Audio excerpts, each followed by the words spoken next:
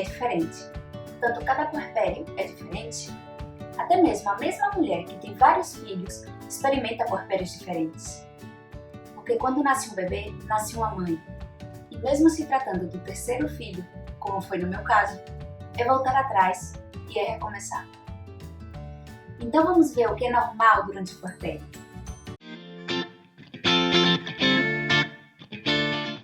Bem, em primeiro lugar, o que é o puerpério e quanto tempo dura? Se trata do período de recuperação do aparelho reprodutor depois de dar à luz. Enquanto ao tempo que dura essa recuperação, é um tema controvertido, já que a comunidade científica não é unânime. Alguns afirmam que dura entre 6 e 8 semanas, outros 40 dias, e por isso o nome da quarentena. Outros inclusive mencionam que dura o que dura o aleitamento materno. Imaginem eu que dei o peito durante quase 6 anos seguidos. 6 anos de puerpério? Eu acho que isso se dizia quando se amamentava durante muito pouco tempo. Mas numa coisa todos concordam, em que se trata de um período delicado e de mudanças radicais, tanto no âmbito físico como no emocional. Bem, o primeiro que acontece depois de dar à luz é a involução do útero, ou seja, que o útero começa a querer voltar ao seu tamanho original. Realmente, ele diminui bastante depois do nascimento, mas a barriga pode não diminuir tão rápido. Os músculos e a pele da barriga tiveram 9 meses para se estirarem, assim que não podemos pretender voltar a ter o mesmo corpo, a mesma barriga que antes de engravidarmos. E tem mais. Quantos mais filhos, mais tempo requer de recuperação, já que os músculos e a pele já foram estirados mais de uma vez. Portanto, a capacidade de voltar ao seu estado normal está afetada. É como a gola de uma camiseta, por exemplo, que quantas mais vezes se estira, mais difícil é que volte a ter a mesma elasticidade de quando era nova. E nessa imagem vocês podem ver minha barriga depois de 2 horas de nascimento do meu terceiro filho. Realmente parece que eu estou grávida e a termo. Com cada gravidez demorou mais para recuperar a barriga de antes. Realmente, a recuperação da barriga depende de muitos fatores. Mas a boa notícia é que podemos ajudar nessa recuperação.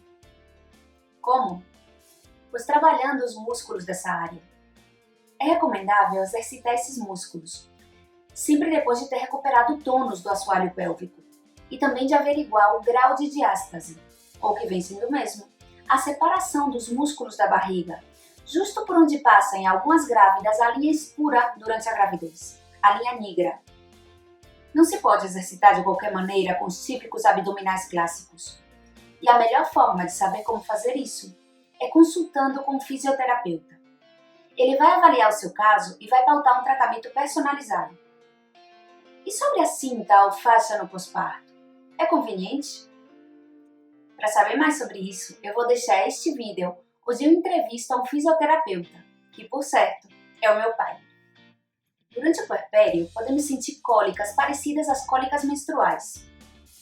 Essa dorzinha está relacionada com a involução do útero que acabo de comentar. São mais frequentes e intensas e multíparas, ou seja, de segundo filho em adiante, e durante também a mamada no aleitamento materno. E é devido a que após o nascimento do bebê, o nosso corpo gera uma descarga do hormônio ocitocina, que vem sendo o mesmo que provoca as contrações no trabalho de parto. A ocitocina faz com que o útero se contraia fortemente e comece a voltar ao seu tamanho normal, e assim também evita o sangramento excessivo. E por que essas cólicas são mais notórias com a amamentação? Como eu sempre digo, o nosso corpo é uma máquina perfeita e tudo está calculado e tem um sentido. A estimulação que provoca o bebê no bico do peito ao mamar manda uma mensagem ao cérebro da mãe para que envie doses de ocitocina e assim contrair o útero dela para diminuir a hemorragia. A puérpera pode notar que no momento das cólicas sai um pouco mais de quantidade de sangue. Mas não é que faça sangrar mais, senão que é o sangue que estava acumulado dentro que sai de vez. E falando em sangue, outra coisa que acontece imediatamente depois de dar à luz são os lóquios. Os lóquios são os diferentes tipos de secreção vaginal que aparecem durante o puerpério. Começa com o sangue vermelho forte, que ao longo dos dias passa a ser rosado, depois amarelado E por último, branco. Costuma durar entre 4 e 6 semanas. Cheira como uma menstruação e a quantidade é parecida a uma menstruação abundante. Assim que se cheirar mal, for muita quantidade ou se prolongar muito no tempo, consulte. Durante o puerpério também há um aumento da temperatura corporal da mãe, sendo normal dentro das primeiras 24 horas e sempre que seja menor de 38 graus. Pode ser devido à desidratação, ao esforço, à perda sanguínea, a nervosismo. Enquanto ao leite materno, ele já vinha sendo fabricado desde o segundo trimestre de gestação e é o chamado colostro.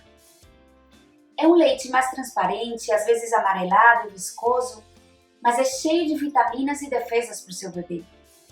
É a quantidade e a composição justa, exata, que ele necessita. Depois de uns 3 a 5 dias, mais ou menos, vai descer o leite em mais quantidade.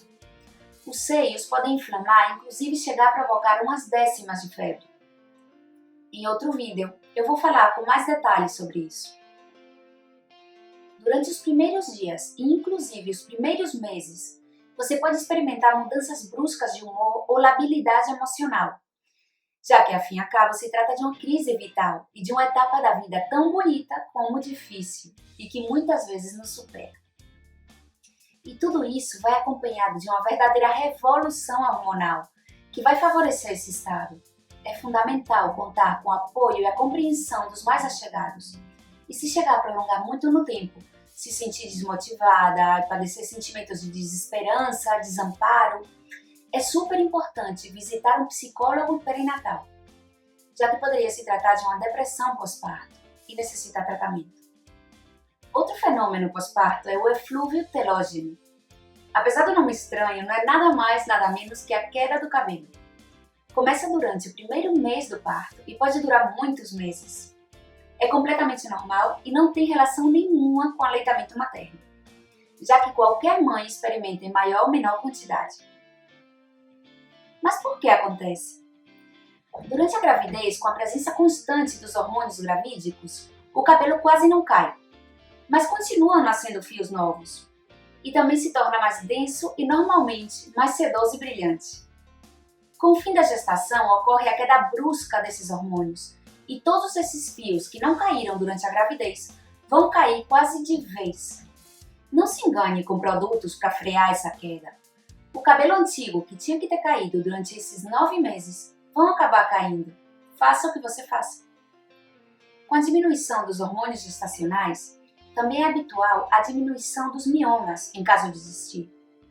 E também as manchas da pele, como cloasma, linha negra.